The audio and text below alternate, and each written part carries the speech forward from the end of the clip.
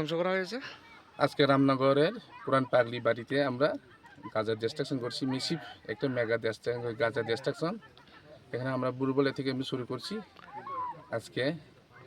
এখন এখানে আমাদের সাথে 1st ব্যাটালিয়ন, 11 ব্যাটালিয়ন এবং আমাদের সাথে 100 সিআরপিএফ, 140 ব্যাটালিয়নও আমাদের সাথে জয়েন্টভাবে আমরা এখানে অপারেশনে আমরা সামিল হয়েছি। কতটা প্লট, কত গাজা ধ্বংস করছে? তোদের 25টা প্লটে আমরা আনুমানিক 4 লক্ষ গাজা ধ্বংস করেছি, যাহার বাজার আনুমানিক মূল্য 25 কোটি টাকা। স্যার, গাজা চাষিরা দেখলাম প্রতিরোধ গড়ে তুলেছে।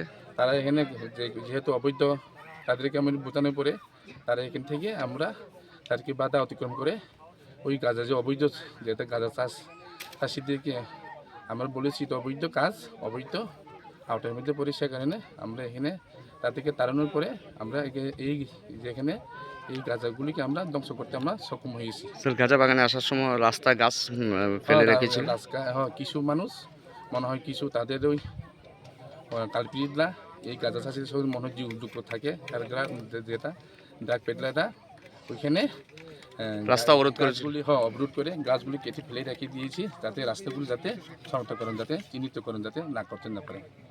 সেটা ডিঙ্গি আপনারা এসেছেন?